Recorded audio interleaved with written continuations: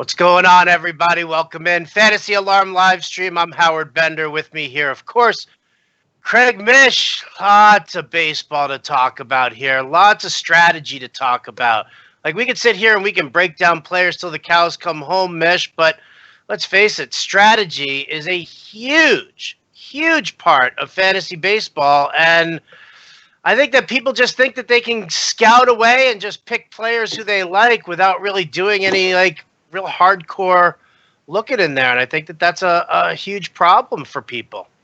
How are you doing, by the way? How's everything going, Howard? Oh, everything's great, Craig. Everything's great. Just no Jim pleasantries Dent, at the top of the show. Oh, I'm Hello, sorry. How are you? How's Matt? How are you? How are me? Did you want pleasantries? How are the kids? A little smoochy smooch. Come here. There you go. Come on. There it is. There you go. There you go. I mean, I'm here for you. I'm here for the shed. I'm here for fantasy baseball talk. I mean, oh, you're gonna love. You're gonna love what's in the shed today. Not gonna lie. I can't wait. I can't wait for it. Okay, so let's kind of start off the show by saying here we are. We are 5 days away from being a month into the fantasy baseball season, and I personally don't do any best ball fantasy baseball leagues. So I think you make a great point. If you're not involved in a league where you can't do anything and you can't make any moves, what are you doing? Like, how are you helping yourself and how are you helping your team right now? And the thing that I see a lot of on social media, and you get a lot of questions, I get a lot of questions too. Do I add this player? Do I add this player? Do I add this player? Here's your answer. Yes, yes, yes, yes, yes, yes, yes, yes, yes. At what cost? That's always the answer. I just can't stand it when I see people not recommending players on the waiver wire when they don't even really know anything about the player. And truth be told, Howard, I don't know a lot about some of these players. But you have to take chances, and you have to take chances in the early part of the season and hope that the player hits. I am not recommending taking your player like Chris Archer and cutting him and picking up Franchi Cordero. That's not what I'm saying. But if there's very little risk involved to any player that's getting a call-up in Major League Baseball that's performing at AA or AAA, it's worth your small investment to see what this player can be. And just sitting back and watching somebody bid in a fantasy league $11 when you bid $1 is foolish. It's money that you could have spent. It's the reason why you have the free agent acquisition budget. And we're in Fantasy Alarm and we're telling you about players getting called up, and you're sitting out there and you're just letting somebody else make that move. It's very foolish. I don't know if all of these players are going to hit. I can give you probably as many misses as I can hits, but without the risk, there is no reward. So if you want to finish sixth in your fantasy baseball league, then take the advice of some other people and don't get excited about these players getting called up and just sit back and do nothing and hope and wait and hope and wait. And when it never happens, at the end of the season, we'll congratulate you for finishing fifth or finishing sixth. But if you want to win and you want to try to get the next Bellinger or the next Judge or the next Luis Castillo, make the small investment, cut a player who's doing nothing for you, who you drafted at the end of the draft, put him on the bench and wait and see. And all of a sudden, Howard, we're starting to see 3 or 4 players in the big leagues starting to make the most of those opportunities. And if you didn't jump on them, it's probably too late. All right, well, let's talk about this. I mean, maybe this is a conversation that we probably should have had a month ago to kind of coach people along, but, whatever, better late than never kind of thing. So let me hit you with a couple of questions here. Waiver wire budget. All right, let's just, when you're talking about first come, first serve waivers or weekly waivers where it's just based on priority, I don't give a shit about saving your priority. If you're the first waiver wire priority, certain guys you got to go after, especially if you're going to be taking care of injuries. But let's talk about waiver wire budget here for a second. How aggressive do you like to get early on, and at what percentage of your budget do you do that with? Because let's say you're playing in a mixed league, 12 teams, okay? You got a $1,000 budget. Do you say that I'm going to be crazy aggressive with, half of my budget early on in the season and then hold something back for when a lot of the teams who are falling out of favor start bringing up all of their rookies? Are you doing it that way? Or are you just saying, screw it, I'm going to be aggressive with my budget right now, and I'm willing to spend 70% of my budget here in the first month of the season to ensure that I get, some of these top guys like a Christian Villanueva, who's probably one of the best free agent acquisition ads so far this season? For sure. I would say probably 30, 40% of the budget in the first month, because you're going to have those players for the entire season. And you're right, some players will get called up in June, but you'll only have them from June till September, and you don't know what they're going to be. I think the point is that you don't have to be aggressive in April. You don't. You just have to pick up Mac Williamson and see what happens. I mean, that's the answer. You just have to see. I don't know what you have to pick up Tyler O'Neill and wait and see. And you notice I gave you two players, one who's hitting and one who's doing nothing. But what did they cost you in terms of fab budget? $5 for Williamson? $8 for Tyler O'Neill? So you spent $13. And if nothing happens, you're going to spend that kind of money all day long on other players. You're going to spend that kind of money when guys get hurt. So that's a perfect example of a player. Like you didn't have to spend a lot of money on Mac Williamson to get him. You didn't 2 weeks ago have to spend a lot of money on Teoscar Hernandez to get him. You didn't have to. Again, it depends on the league you're talking about. Because listen, AL only, NL only. You and I are in an NL only, and I had to pay up for Williamson. And if you looked at some of the failed bids for that, I fell my power cord. Look at that. I won't cut off in the middle of this live stream. After all, otherwise, I'm talking to Papa Smurf over here and talk to you. We love Papa Smurf. In any event, though, before I plug in here, I had to do that. I had to go heavier NL only. I think I went like 18 in your league, and I think the bids right underneath that were, I think there was at least an $11 one, and then I did it in NL only as well for labor. But then I also picked him up for, I would say I had to go like $9 or $10 to get him in like the Sirius XM host league. Out of 1,000, Howard, $9, is that a lot? Oh, no. I'm thinking about another league than with $100 budget. I'm thinking like in the 8%, in the 8 to 10% range. Well, look, AL or NL, we're not. Maybe I should have clarified that. But AL or NL, I'm not really speaking to those kind of people because listen, in Tout Wars, I drafted Mac Williamson. Okay, so. Did you really? Yeah, I did. Yeah. Did you take him in the reserve round, or did you actually draft him? $2 for Mac Williamson. Out of here, really? Nice. And I cut him. And then I picked him back up. This is a great story. It continues. This is a true. And Adam Mac Williamson could be terrible. I have no idea. But you have to take chances. You have to go for that player. What did Franchi Cordero cost in mixed leagues? He could not have cost $10. He could not have cost $10. He definitely did not. He definitely did not. That's a great example. And so the answer is always the following. Okay, so who did you cut to pick up, Franchi Cordero? And if the answer is, well, it was my 24th round pick or my 23rd round pick, that's just the idea of all season long playing the waiver wire, spending a few bucks. By the way, it does not apply to closers. I understand that you could have gotten Middleton a couple weeks ago again for nothing, but you probably didn't. But a guy like Barnes who was out there, and let's say the next closer that gets hurt or loses his job, that guy's going to go for $200 in a mixed league, 20%, 25%. I get it. But I'm talking about 12, 15-team leagues. A guy comes up from the minors. You don't know who he is. What are you risking, really? Except for the player that you're cutting. And if the player that you're cutting is a nothing, and there's a good chance of that, you take the chance. You have to do it. Well, that's the thing also, is that you got to look at who the player is that's being cut, because you got far too many people here who are making stupid cuts. And I see it's littered all over my Twitter timeline. Sure. These whole things. Do I pick up this guy and drop that guy? Do I do this? I'm like, we don't live in a vacuum. So you can't just sit there and say this guy for that guy, and he's going to be in my utility. Okay, because it doesn't work that way. You got to make sure that you're specific. And you say, listen, I've got 3 other outfielders on my bench. I've already got 2 middle infielders sitting on my bench. You have to be specific to let us know whether or not this is a worthwhile move for you. Because, you know what? Some of these guys, taking chances with a Tyler O'Neill is, I would rather take a chance on, some middle infield call-up than to take a chance on Tyler O'Neill if I needed that middle infield depth, if that's where I'm hurting. So, we have to make sure that everybody out there knows, be specific with your questions, be specific with your pickups. Like, that's another thing, Mish, is that people are going to end up wasting fab if they just keep shuffling in and out these flavors of the week. Like, you have to be selective. Like, I understand what you're saying. You got to take a chance on a Mac Williamson. Why? Well, the Giants suck. Hunter Pence is on the decline, and that's the case. Franchy Cordero, you had to take a chance with him because he's got the potential to lead off.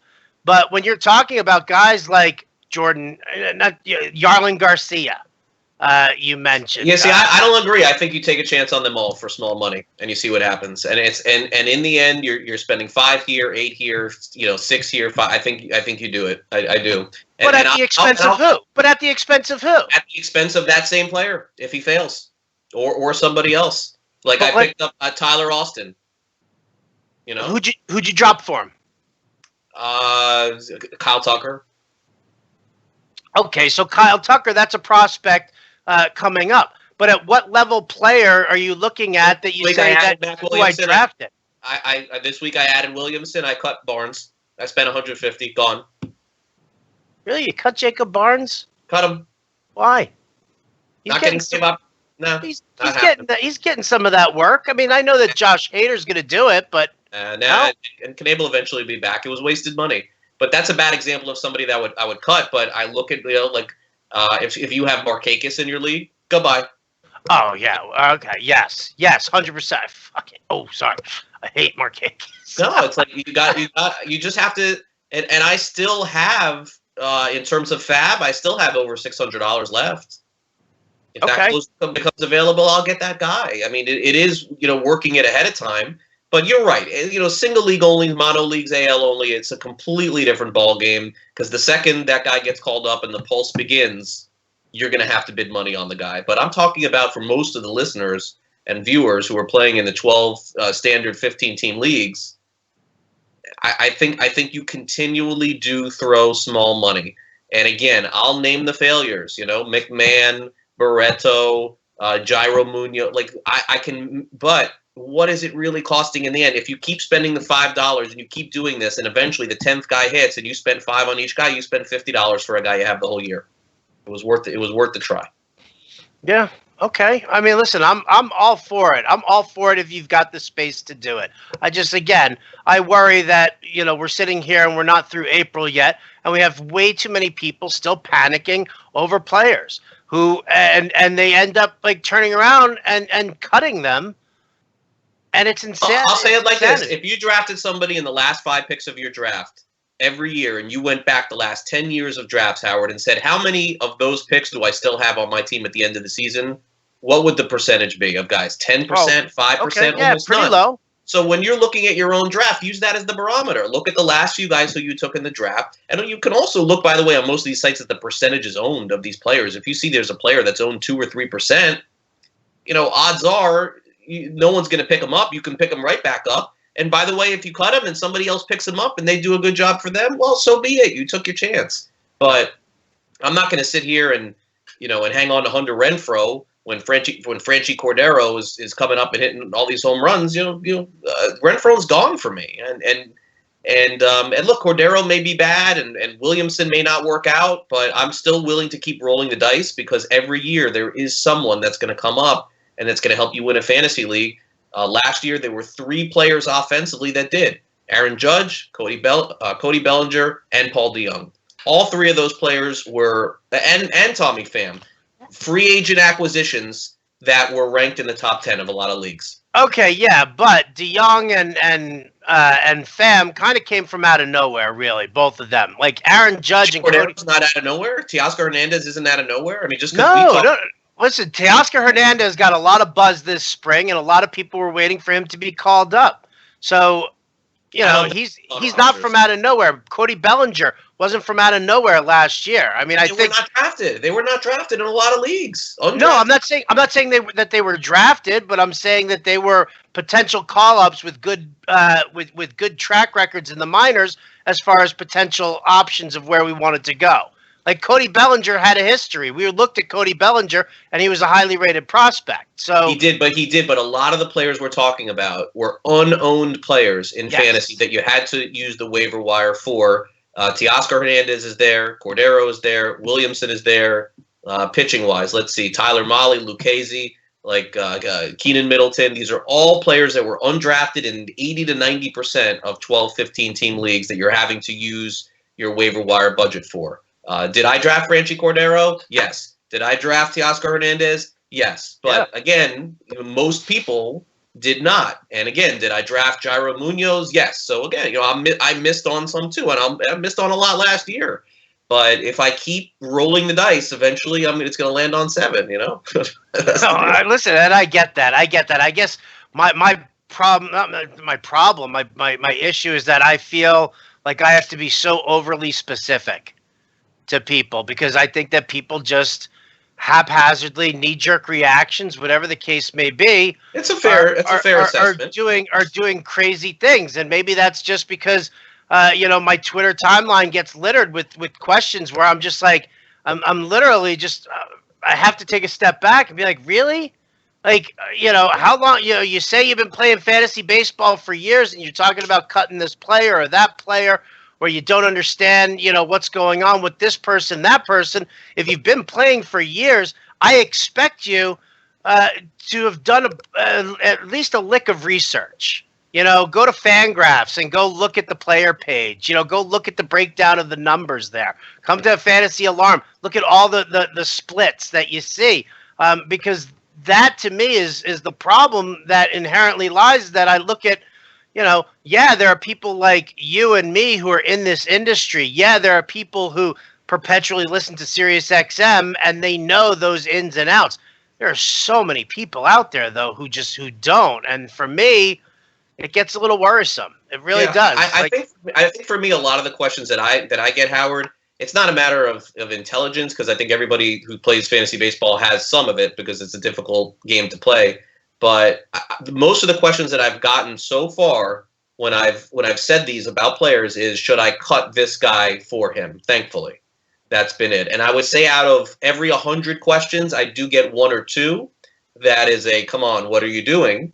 But, I think a good example was, one of our viewers a lot on Fantasy Alarm on Twitter, Pete Smick, I think, right? Yeah. Mm-hmm. He said, would you rather have Margot or Franchy Cordero? And my answer was, obviously, I'd rather have Margot. But at the same time, would I be shocked to see Franchy hit 20 home runs, steal 15 bases? Not at all. So that should tell you, okay, well, I'm going to keep Margot over Cordero, but maybe I should investigate if there's somebody else on my team that I can cut that doesn't have the skill set of Margot. And that's a pretty good example as to how you should ask or see most of the questions and views in terms of who to add and who to drop. Yeah, well, I wish that all the questions would come in that way too. But as my granddaddy always used to say, Craig, you can wish in one hand and shit in the other and see which one fills up first. Good point. Probably this one. All right, let's hit some of these questions here before we continue with the waiver talk. Our boy Chris Wolf checking us out over on our YouTube page. And guys, you can hit us up, YouTube, Periscope, Facebook. We're all over the place. You can watch it directly on the site via YouTube. You can ask all your questions in the chat. Chris Wolf, morning to you, Chris, or afternoon for Craig, sure. Should I start Ohtani today versus Houston, Samardzija versus Washington, or Chatwood versus either Cleveland or Milwaukee? Season-long 10-team head-to-head points league. I'm still going to start Ohtani against Houston. They got shut out yesterday. I mean, again, you got to go with the latest trend. The latest trend is the Astros bats that did not hit. I would go with Ohtani there. In a 10-team league, would I start Samardzija against Washington? I don't know. If I had to, I guess I would. I don't know. I probably wouldn't. And the last one is somebody that 2 weeks ago I would have said 100% because I like Chatwood a lot and I own him, but he just has not looked right. And I got to say, I am is Chatwood's game tonight? Where is it? I'm sorry. Where's the game tonight? He's Cleveland tonight. It's an interleague game and not at Coors? Yeah, let me see. Well, of course not at Coors. He's not playing for those guys anymore. I'm sorry. It's on the Cubs. Chatwood. Oh, it's an afternoon game. Tuesday afternoon? Well, it's like a 3 o'clock start here, so it's not on the page that I was looking at originally.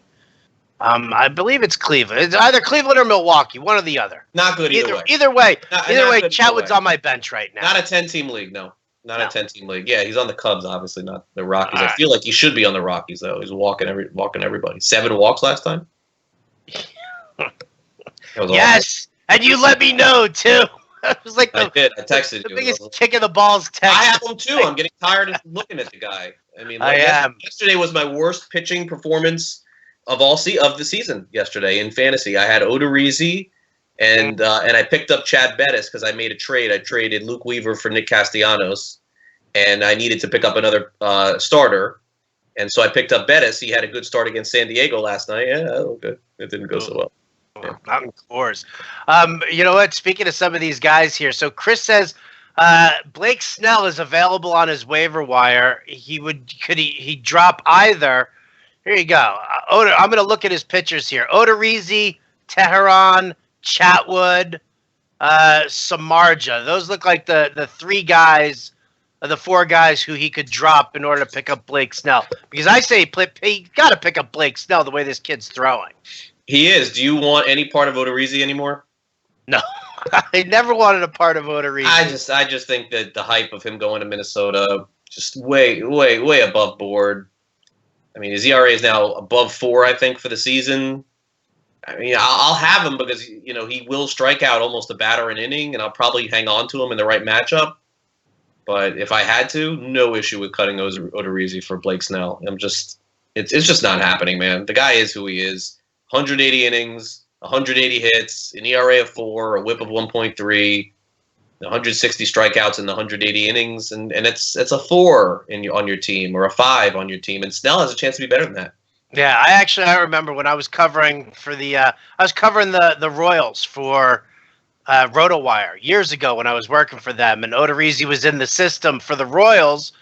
I had a nice conversation with Derek Van Riper about it, and I hadn't gotten a chance to see Odorizzi throw yet, and I was asking DVR some of these questions, and he just kept shaking his head.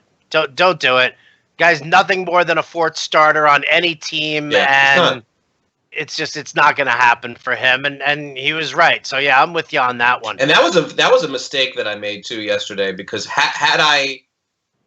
Listen, I mean, I'm running a lot of leagues. I'm not going to make any excuses for it. And I had made a trade in that league, and I was picking up a pitcher for that league. And I did not take the time to look that Odorizzi was pitching in Yankee Stadium. That was a mistake. I should have benched him, and I should have.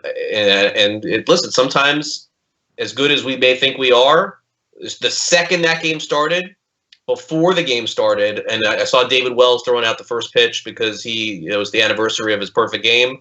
I thought, man, is Odorizzi the one that's pitching in this game today? And I said, oh, no, this was a bad idea. and I made a mistake. And I didn't check, and that was one of the few errors in judgment that I've made this year. But that was a significant one. Bettis, I don't regret. He was playing San Diego at home. I thought he'd probably give up 4 runs in 6 innings. He gave up 4 runs in 5 innings. And he had a lead in the 6th inning. And then in the 7th, San Diego scored 9 runs. Yeah, no big whoop. All right, I'm with you on that. Incidentally, I was watching that Yankees game yesterday. Paul O'Neill he was calling that. Paul O'Neill on the field for 3 perfect games and 2 other no-hitters. That's incredible. I was like, wow, that's kind of impressive. Paul O'Neill had David Wells. Paul O'Neill had David Cohn. Yep. He probably had Dwight Gooden's with the Yankees. Yep, he had Gooden's no-hitter. So that's 3. I don't know. What am I missing? Mussina, maybe? No. Mussina didn't have it. I'm trying to think. The perfect games were David Cohn and David Wells. It was Cohn, Wells, and who the? Another perfect game? I don't think so. Yeah. Oh my God! Now I got to hit the Google machine here. Somebody help me out for crying out loud here.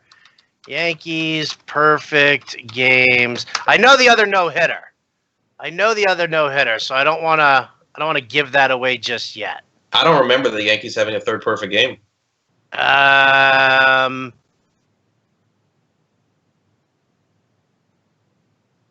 Oh, maybe it was somebody on the Reds then when he was with the Reds. Tom Browning, maybe? Oh, yeah. I think it was Brownings. Yeah. So it was Brownings, Cones, Wells, Dwight Gooden, Jim Abbott. Jim Abbott. Totally forgot about that one. Yep. There you go. Absolutely. Yeah, that was an incredible day. I remember that. That was nuts, right? That was Yeah, I mean, what a great story that turned out to be. I was actually at that game. Were you really? I was. The whole thing, start to finish? Incredible. It was incredible. I was at that one, and I was at Righetti's July 4th no-hitter. Really? Yeah. Let me tell you something. With the amount of games that I have been to, you would have thought that I had seen a no-hitter or a perfect game. I have never been to one. And I've been to so many games. I've been close a couple times, but All-Stars, World Series, never seen a no-hitter or perfect game. It's so funny when you're sitting there in the stands because, everybody's buzzing about it, everybody's talking about it, and then you always have that one asshole sitting in the section be like, don't talk about it, man! You're going to jinx it, man! Don't talk about it! Do you see that Bob Melvin the other day said that he didn't even look at Manaea till from the 6th inning on, and then Manaea said that he didn't know that he had the no-hitter until the 8th inning. Yeah. He said he was wondering why no one was talking to him. It was like kind of weird, and then he said, "Oh, that's what's going on," because he thought maybe the Simeon error was a hit. But okay. Anyway, yep. All right, that was still intact. Let's go back to the questions here. Just brag about all the games I've been to in my time. It's impressive. Very impressive. All right. Sean Sarah wants to know, season long, should I sell high on Patrick Corbin, or do you see him staying in the top 6 starting pitchers for the remainder of the season? All right. I love Corbin. I've been on Corbin. Ben Diamond, who writes over at Baseball Prospectus, also happens to be my nephew, has been a huge Corbin fan. He saw this coming? Yeah, he saw this coming this season? How? How did you see it? He was all in on Corbin before the surgery. And then after the surgery, he stayed a little lukewarm on it, but then I guess it was probably at one point last year, he watched a start by Corbin and was like, "Did you see that?" I was like, "Nah, it was like an average start." He was like, "No, you look at his sinker, look at the command that he's got on his sinker, look at the way he was dropping that in. That looked very reminiscent of when he was pre-surgery." So I was like, "Oh, okay, sure." So then this year, coming into it, I kind of just took a look at Corbin. I looked at some of his, his pitch mix from last year, second half starts, and how much he was dropping that sinker ball in, and I invested everywhere with him. Did you? Now, good job by you. I don't have him nowhere. I mean, I feel like he's got the ability to maintain this, but obviously the question is if you're going to sell high, Craig, at what point, where do you, at what player do you look at if somebody's offering you a hitter and you say that this is worth Corbin? Yeah, that's the key, is you're not going for a pitcher because no one's going to give you what you're looking for in terms of that. So for a hitter, maybe you would look at a team. I'm trying to think of a guy that a comp that you could get back in return. Could you? Mookie Betts. Nah, but like Votto, could you get Votto right now? Oh, I think you could easily get Votto. I think you could probably get Votto in a pitcher. The way Votto. I don't know, but I would do. I would do Votto. That's a good comparison. Okay. A pretty decent one. Could you get? I'm trying to think of who else. Could you get Edwin Encarnacion for Corbin? Yeah, probably. I mean, you could. I'm not a huge. But that's the direction I'm going. Is somebody who hasn't popped off yet. Somebody who's been a disgusting nightmare. Yeah, like you're not like I don't think you're getting like Rhys Hoskins for him. Like I don't think that a Hoskins owner is doing that. I don't think that it just depends on really what you need and kind of what your attack is. But if you think that you're gonna take Patrick Corbin and say, give me Kluber, you're not getting it done. I mean give me Syndergaard, you're not getting it done. Okay. All right. I'm just looking at some guys, some big names who are struggling. What about a Gary Sanchez? Do you think you could get away with a Gary Sanchez? Because, I mean, listen. I would trade Corbin for Gary Sanchez. Now, let me say this. That it also depends on the format here, because our producer at SiriusXM informed me of this, is that Corbin is the number 1 player in baseball in points leagues this year. Number 1. Yeah. So, overall. So, just keep that in mind. If this is a points league format, you may want to hold off and keep him. But if it's a standard, 12-team rotisserie, you're looking at your categories, it's not an easy question to answer. Like, if you needed steals and somebody said, "I'll give you D. Gordon for Corbin," you'd say yes, because I need steals, But it just depends on what you need. Yeah, it's the head-to-head points leagues, guys. You guys got to really pay attention to that. You have to look at the scoring in your leagues. You have to look at the leaderboard and see who's got the most points overall, because pitching values are usually skewed a lot higher Absolutely, yeah. in a head-to-head points league. So to do that, to give them away, let's say you trade Corbin for Votto. Not in a head-to-head points league. In a head-to-head points league, you're going to need a little something back on the back end of that deal, I think. Yeah, I had Manaea. I have Manaea in a couple leagues. Nice. I'm playing in 3 mixed leagues. I have him in 2, and one of them is the show league that we're in. And Manaea put up 40 points in that no hitter. But it just goes to show you that a guy like Corbin, I always say this, making 2 starts against your opponent in a points league, you have a chance to get 60 points out of that week. And if you're going to score almost 400 points in a points league, it doesn't matter what the other guy has, you're going to win. And pitching is just so key in that format. You look at the top 10 scores in points leagues, I think 8 out of the 10 are all pitchers. So Corbin's a good asset in that kind of format. But in a rotisserie league, you have to look at what you have. Like, I'll give you an example. Anthony Perry of Fantastics and I made this trade this past week. And I'll kind of break it down for people. The Castellanos trade? Yeah, I'll explain how it came together. So in that league, we're neck and neck. He's 6th, I'm 7th. I'm 7th, he's 6th. We're going back and forth. This is how it is. He's lacking pitching. I'm lacking a little bit hitting. Now, Schebler's been on the DL. Lamb's been on the DL. But I still don't feel like I have enough, and I looked at the team that way. I looked at and he had a surplus of hitting, which, regardless of getting into it, is pointless because Castellanos was my target. He only has 1 home run. I figure he's going to hit 20. 19 home runs are coming to me. That's what I thought. Why did I trade Luke Weaver? Well, a pitcher who's on the rise, supposedly. Well, I have Noah Syndergaard in that league. I have Carlos Martinez in that league. I have Trevor Bauer in that league. And so those are a solid 3. Maybe Weaver is my 3 above Bauer, but I really am in on Bauer. And then the question is, okay, Craig, well, who's the 4 that you're trading? Because your 4 you have to have some confidence in a 13, 15 team league before you trade a guy like Weaver. And honestly, I have confidence in Vince Velasquez. He's pitched well. I'm starting to believe in that. So Velasquez is my 4. Bettis, who I picked up, is my 5. Not great. Probably streaming that all season long. And then I mix in some of the relievers. I have Davinsky and some other guys that'll keep my ERA and ratios. But when you're identifying trades, why didn't I choose Bauer, Howard, to trade to Anthony Perry? You know why? He wouldn't have done the deal. So why get off to the wrong foot and offer him something that's not going to happen? Offer him a fair deal from the beginning. He clicked accept right away, and he thanked me. He's like, "Thank you for offering that deal. That was a very fair deal. That's exactly what I needed. It was exactly what you needed, and it worked out for both of us." And I said, "Would you have taken Bauer?" He said, "Absolutely not." So I like Bauer more than Weaver. But the art of trading is important. Some people feel like they want to rip people off of it. And if you can, and you have a dumb owner in your league, so be it. Have at it. But for me, when you're playing with the experts, though, and a guy like Anthony Perry was very good at this. It was easy for me. And by the way, I watched Castellanos play, and I watched him hit a few games, and I thought to myself, man, he's hitting the ball hard. Let me look up his numbers. 1 home run. Okay, we know Castellanos is going to hit 20, I think, as long as he's healthy. So that means 19 are coming to me. I needed the power.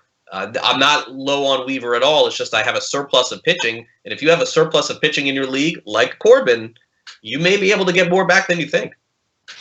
Yeah. Oh, listen, I think it was a great deal for you. The most important thing to take away from that was the fact that you knew that Perry wasn't going to take Bauer.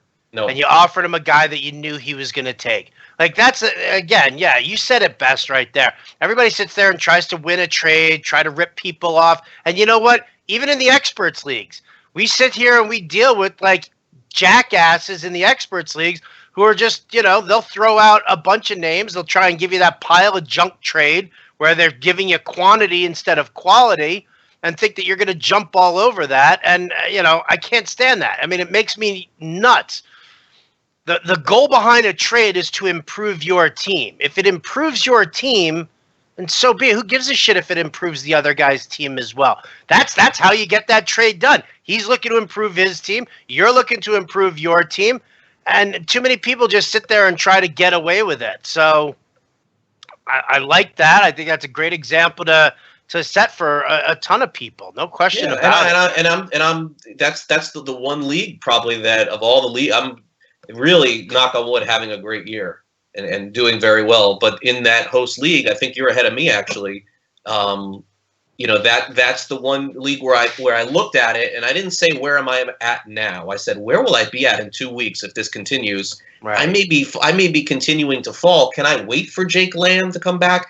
Is Schebler gonna be okay? Boy, Mancini's banged up now, and I had to just take it and say, you know something, I don't know that I'm gonna need Castellanos, but I need him right now. So there comes a point where I can't do that. And then the other move that I made in that league, and it was something that I advocated at the beginning of the year in fantasy, and you can do it, obviously, is that Francisco Mejia on the Indians, I advocated picking him in 2 catcher leagues and just stashing him and getting 0 from that second catcher position if you can afford it. I afforded it for like 2 or 3 weeks. I can't afford it anymore. So I picked up a catcher to get me some counting numbers, and I put Mejia on the bench. But sometimes, Howard, as you've seen, was it better to have Mejia getting a 0 this year or Austin Hedges batting? The answer was Mejia getting 0 because Hedges is batting $136. So in that case, if he comes up, it would end up working for me. But different strategies, different ways to employ things. I'm always about trying to learn and understand new ways to play. Yeah, I'm trying to figure out something in the FSTA league. My pitching looks like Bowden's does in the host league, just dog crap. It's just getting pummeled right now, and it's guys like Chatwood, Sonny Gray, and I'm just getting hit hard there. And I want to be able to try and trade for some better pitching, but all my hitters are on the DL right now. Yeah, that's and listen, that's the hard way to do it. Like I don't even propose a trade until like now, like 3 or 4 weeks, and I've gotten some trade offers, but you just have to look at your team, and if you find yourself falling way behind in a specific category, it's not necessarily time to panic. But if you don't have guys, as you mentioned, Howard, on the DL, and you're still behind, and you don't see any hope, then it's time to start looking at it. But this past week I was really happy with the moves. You got me on Williamson. I got him everywhere else. I think Williamson has a chance to stick with the Giants. I mean, Hunter Pence. It's just it could be the end for him. I don't know. He just won for his last 17 or something like that. We know that McCutcheon's going to play every single day, but beyond that, I think that there are some options for him to play there. Added Cordero in any. I've had Cordero, so I probably had. I'm trying to think if I added anybody else. Soroka was another name, starting pitcher on Atlanta that I'm trying. Oh yeah. I've got him way. stashed. Yeah. I think he's on the way in some leagues. But I didn't feel like this was a huge week for waivers in terms of the money being spent, but I thought there were some sneaky players out there that you could spend a couple bucks for. I hear you. All right, let's talk a couple of sell highs here right now. I think we've already established where we are as far as waiver wires, and the fact that you don't have to go spending $150, 15-20% of your budget on guys throughout the time. You can just kind of trickle it out there and see what sticks. So let's talk about a couple of sell high guys out there right now, because there are a couple of names which, I mean, everybody's waiting. People like you and me, we're waiting for the shoe to drop. The easiest one here right now is Eric Thames. Eric Thames is sitting here and he's raking against right-handed pitching. We've seen it before. We saw this all of last year. But now here's the thing. Last year, like, nobody's buying on Eric Thames right now because they're expecting everything to happen as it happened last year. Is Eric Thames still a sell high for you, or is Eric Thames a guy where you're thinking you could talk somebody into not accepting full value for him based on his numbers right now, but based on what he did from May through the end of the season last year? Yeah, I probably would still sell if I could and look at a team that needs some power. It is a little crowded there because Aguilar, by the way, I think is batting over 400, and I can see him eventually getting a little bit more playing time there. I'd love to believe that what Thames is doing in April is legit, and I definitely could see him having a really good first half, but there was a really significant drop-off last season. And your point is really well taken, though. A lot of people will look at it and think the same thing is going to happen, but if you have a player or if you have a team that's just so far back in home runs and runs driven in, you may be able to trade Thames and trade him now. So He's not somebody that I have in any league, and he's probably not somebody that I'll acquire. But if I did have him, I think I would start the conversation. Yep, DFS darling for me. DFS darling. Oh, he's been fantastic. But again, Marlins 4 games in a row too. Like, look at the opponents. Reds. Milwaukee's playing the Reds as often as they do, and they just got through the Marlins. Some bad teams out there. We talked about this a ton. We don't have to do it again today, but it's just getting worse and worse, not getting better. Yeah, absolutely. Absolutely. All right, let's here's a guy that everybody's going nuts over right now, and it's Jed Lowrie. Lowry's been just raking, like absolutely raking. And I'm sitting here and I'm like doing all the work for the playbook today, and I'm looking at the numbers here for Jed Lowrie, and I mean they're sick. They're ridiculous right now. I mean, he's facing Cole Hamels tonight, okay? And he's got a 414 weighted on base average with a 946 OPS just against southpaws. That's just against lefties this year. I mean, it's crazy what he's doing right now. His numbers against right-handers, even better. So but we know him. We know Lowrie, don't we? Yeah, DFS, you could still listen. If you ask me in DFS, would I play him tonight against Cole Hamels? Look, you know how I feel about Texas. It's just a disaster. And I would still continue to ride the hot hand in DFS, but in a season-long format with somebody who is a novice player, and you ask that person before you make the trade, hey, do you know who – this is what I would do. I would send an email or make a phone call to an owner or text. Hey, do you know who – if you have Jed Lowrie, who is the leader in the major leagues in hits? Ask that question. They won't know. The answer is Jed Lowrie. Wow, that may open somebody's eyes. And then right then and there, you try and make that trade. You try and get rid of Lowrie as fast as you can. Listen, I mean, I know Billy Beane was on your show, and he spoke really, well about him, and that's all fine and good. But is Jed Lowrie going to hit 30 and drive at 100? I just cannot see that happening. I'm not a black and white person. I'm always up for some gray, and maybe this is the big breakout year for Jed Lowrie. But if I'm looking at another team, man, like I just think this is a monster April, and I am trading him as fast as I can. Just being honest, I would try. Breakout campaign for a 34-year-old. Not likely. For a 34-year-old second baseman. Now, I mean, you look at him last year. Here's the interesting thing is that you look at his numbers last year. It's kind of funny. 66 extra base hits, which was a career high for him. He had 62 extra base hits back in 2013, the only other time that he played at least 150 games. But if you look at where the power tops off, people, 14 home runs, 15 home runs, 16 home runs, all it's going to take is for one cold month to bring him back to reality. So I'm with you as far as a sell high. Listen, last year was great for him. He hit 263. With 14 home runs, or 277 with 14 home runs last year. Right. Now Great think about season for him. Think about it. If Jed Lowrie at the end of the season bats 283 with 19 home runs and 78 runs driven in, you still have sold very high at this point because it'll show what the rest of the season is going to be. The other thing that's interesting is Bob Melvin said this yesterday on MLB Network Radio. They asked him, like, why? Why do you think that this is happening? He said it right away. He's like, the reason why is because there's more days off baked in. And for a guy like that who's getting additional days off, it's helped him to not have to be on the field every day. That's going to change. As the summer comes in, there's going to be a lot more games. And my guess is he will wear down, and it will be worth the investment now. But for his own manager to say that the reason why is because there's more days off, what does that tell you about this player? Yeah. Well, I mean, what does it tell you about? Take a look at his game log for history. 2015, 2016 didn't even play 90 games. Not in a single season with those two. 2013, 2014, he played over 135 games in each of those two seasons. But then in the years before that, it's all been less than 100. So he's not a guy who plays a full season. And if you're telling me right now that Jed Lowrie is going to play back-to-back years of 150 games while batting 270, 280, I think you're crazy. I think you're nuts. I think he's a very good sell high guy and maybe the number one in all of fantasy right now in terms of sell. What about Brad Boxberger here? Let's talk about the Diamondbacks closer.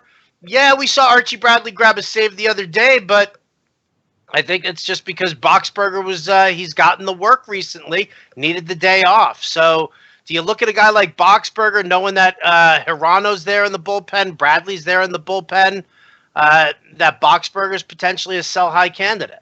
Now, I made a big mistake in the drafts that I did. Is I counted on Bradley being the closer, and if not, Hirano. So I'm not invested in Boxberger, and I'm actually upset that Boxberger is the closer, to give you full transparency on this. So if you want to take this as me being partial to the other guys, that's perfectly fine. I like to set the table before I eat. You know what I'm saying? So that's the story with me. That's the story with Boxberger. But that being said, I saw that save that Archie Bradley got the other day. There is no doubt in my mind that Archie Bradley is the best pitcher on this team and eventually will be the closer on this team. I don't even know if it'll be Hirano at this point. And Hirano's pitched great too. I'm not sure if he's even worth owning. But I feel like as the season progresses, Boxberger does not have a strong track record of keeping any closing job over the course of his career. I'm going to guess Bradley is owned, in a lot of leagues, but he's somebody that I would be trading for. And on the flip side, with all the saves that Boxberger has racked up, maybe there's somebody out there that's just saying, yeah, Boxberger's the closer.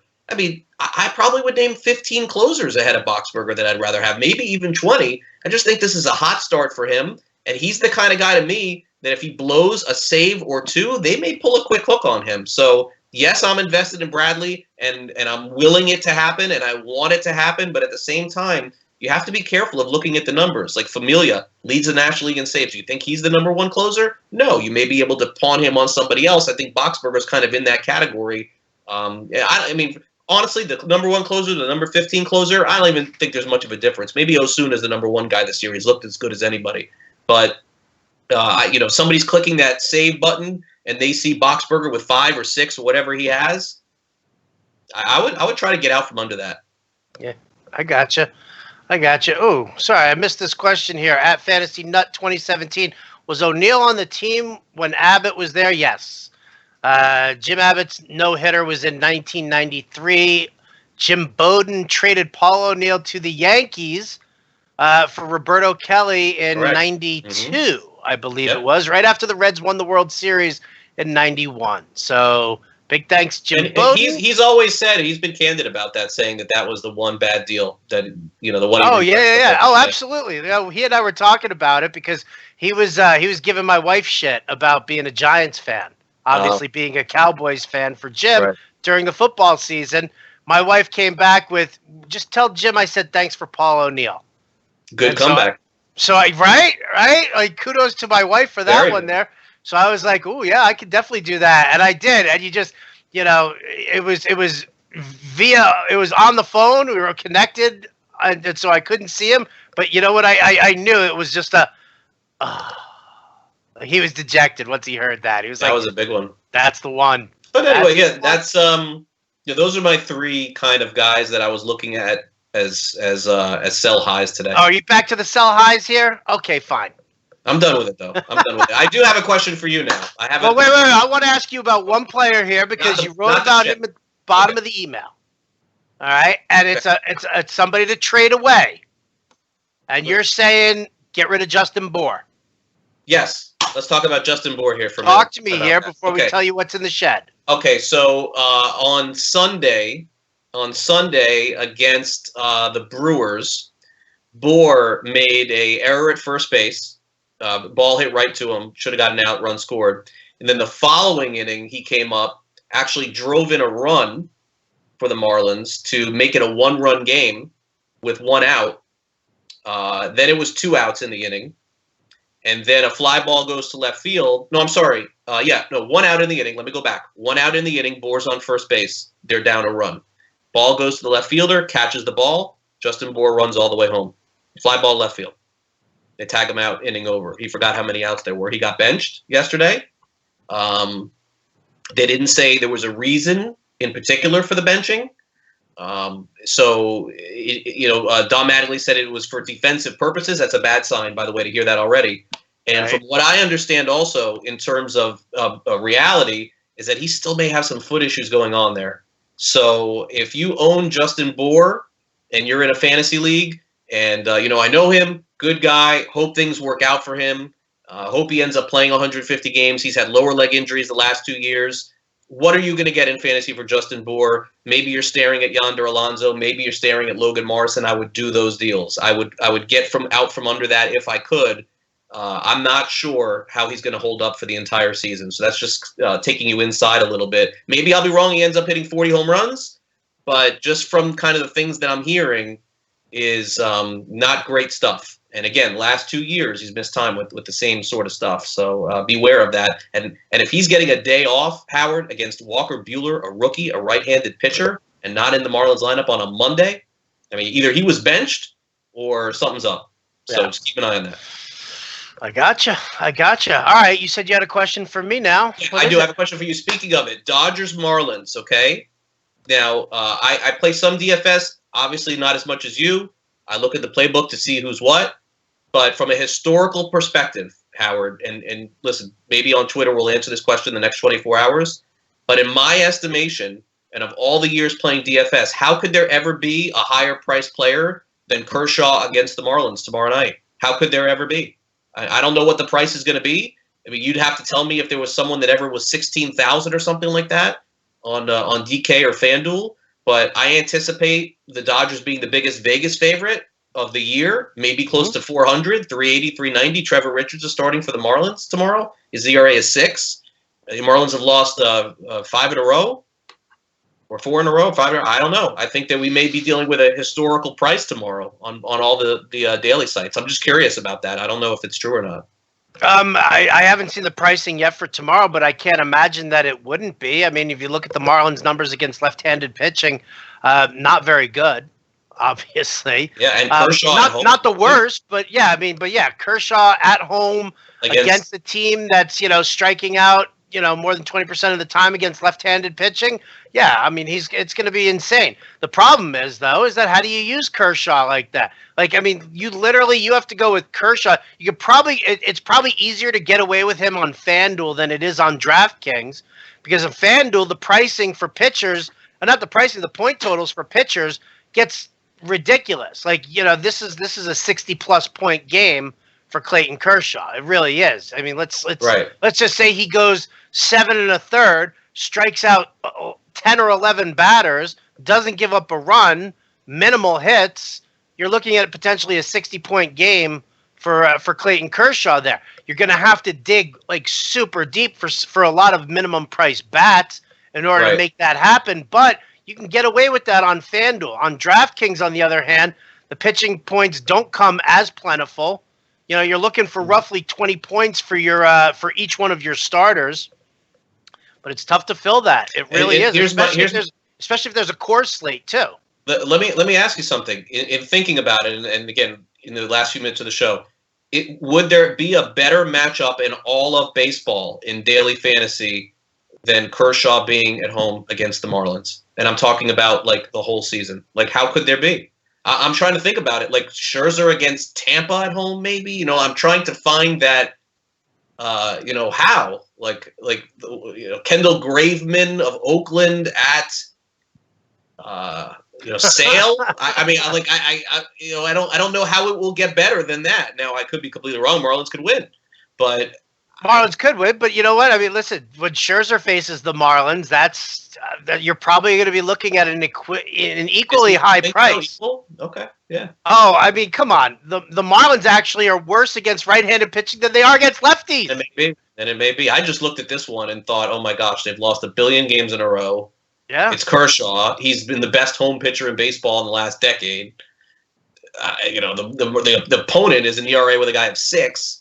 Like, I'm not saying that it'll even work. It may be a bad choice, but in terms of pricing, that would have to be the highest that I've ever seen, I think. But we'll see. Yeah, it's going to be insane. It's definitely going to be insane. I can't, and we'll know tonight when the sites roll over. Send me that info. I'm curious about that.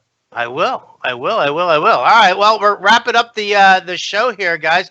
Somebody does want to know though, Craig, before I tell you what's in the shed, is Edwin Encarnacion slowing down?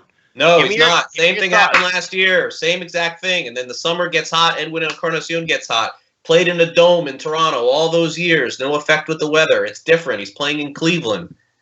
Hang on to Edwin Encarnacion. Is he going to bat 280? No. 250, 30 home runs. Maybe less runs driven in. The Indians don't seem like they're scoring as many runs. Is he slowing down a little bit? Yes. Is Nelson Cruz going to slow down a little bit? Yes. But in terms of relative to what he's doing now, do not cut Edwin Encarnacion. 30 home runs, 80, 90 runs driven in, depending on what the Indians offense does. I'm not sure about them yet. They haven't looked great. And batting at the top of the lineup outside of Jose Ramirez has not been pretty. But I'm hanging on to Edwin. Okay. All right. That'll work. All right. Well, what's in the shed today, Craig? Let's go. Come on. Bring it. A couple of friends of yours are in the shed today, Craig. Couple of friends of yours, actually. I want to do what's in Craig's office, too, when we're done. We spoke about him a little earlier here. Oh, look at that. So let's get a little Donnie baseball. Can you see him sitting right there? You see him? No, but I saw him. I saw you bring him in. Okay, so here's Donnie. But wait, it gets even better. Now, I was hoping for a cigarette in his mouth. Jimmy Leland. But we got Jimmy Leland here and Don Mattingly, both wearing their Marlins uniforms here, bobbleheads. I believe both. Yep, both courtesy of you. That's right. Craig and and listen, you want to play What's in the Office? I got something for you. I picked it up the other day. I told you about it. Donnie. That's a little much. That's a little much. I'm gonna stop there. All right, guys. Thanks for watching. So here's what's in Craig's office here. Okay. Oh, what do we got? Well, I told you the other day, and you didn't even know what was going on or care to check. But Saturday was record store day. I told you about that. Oh, yeah. And I asked you, hey, does the Fish have a new record? Well, I don't know.